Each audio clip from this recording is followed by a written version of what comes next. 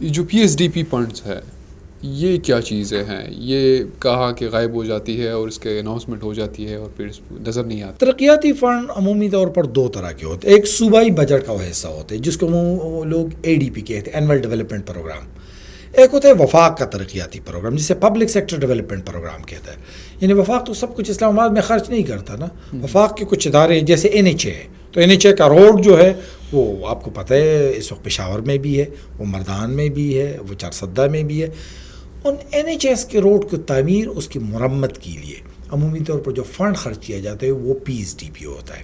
خیبر پختونخوا میں P S D P کی جو پروجیکٹس تھے وہ 36 ارب روپے تھے 2022-23 کے بجٹ پہ. یعنی جو بجٹ 30 جون 2023 کو ختم ہو چکا ہے. آپ کو حیرانگی ہوگی اس میں سے 18 ارب روپے بھی خرچ نہیں کی جا سکے کیونکہ فنڈ جاری ہی نہیں کیا گیا اس وقت. تو پی ایس ڈی پی کی اس وقت پوزیشن یہ ہے. پی ایس ڈی پی کا ایک اور ایشو ہے کہ قبائلی اضلاع کے لیے 10 سال تک فنڈ کی فراہمی جو تھی وہ وفاق کے ذمے ہے، لیکن بدقسمتی سے وفاق اس وقت قبائلی اضلاع کے لیے فنڈ فراہم ہی نہیں کر رہا ہے. قبائلی اضلاع کے لیے فنڈ کے دو اجزاء ہیں. ایک ہوتا ہے basically a I P programme جس کو تیز تر ترقیاتی پروگرام کہتے ہیں، ایک ہوتا ہے اینول ڈیولپمنٹ پروگرام جس کو اے ڈی پی کہتے ہیں. اے ڈی پی اور اے آئی پی اس میں اگر دونوں کو ملا لے تو قبائلی اضلاع کا ترقیاتی بجٹ جو ہے اس کا حجم جو ہے وہ اس وقت 50 ارب روپے رکھا گیا ہے. بدقسمتی سے اسے 100 ارب روپے سے زائد کا ہونا چاہیے، لیکن یہ مختص فنڈ ہے. لیکن کسی بھی ان تمام سالوں میں آپ دیکھ لیں 2018 سے لے کر 2023 تک قبائلی اضلاع میں 36 ارب روپے سے ایک سال کے دوران زیادہ ترقیاتی فنڈ خرچ ہی نہیں کیا جا سکا کیونکہ وفاق وہ فنڈ فراہم ہی نہیں کر رہا ہے.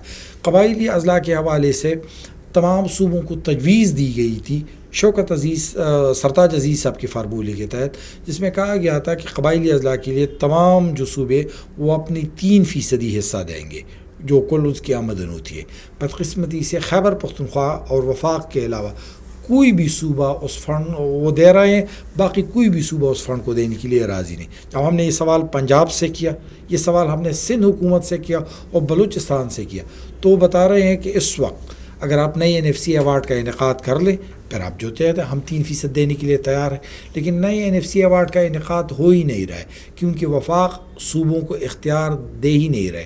اب تو بات یہاں تک پہنچ گئی ہے کہ بعض اوقات تو عمران خان صاحب کہتے تھے کہ یہ 18 امینڈمنٹ جو ہے وہ اس کو ریورس کیا جائے، واپس صوبوں کو اختیار دیا جائے، کیونکہ 18 امینڈمنٹ میں یہ واضح طور پر لکھا گیا ہے کہ 57.5% حصہ اس وقت صوبوں کو جائے گا اور 42.5% جو حصہ ہے وہ وفاق اپنے پاس رکھے گا.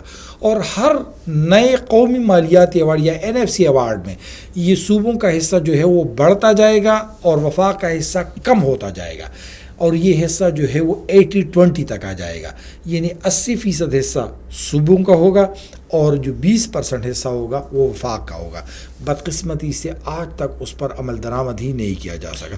جتنی بھی قومی مالیاتی ایوارڈ کا انعقاد کیا جا چکا ہے وہ یا تو مارشل لائی دور میں ہوئے ہیں یا پاکستان پیپل پارٹی کے دور میں ہوئے ہیں.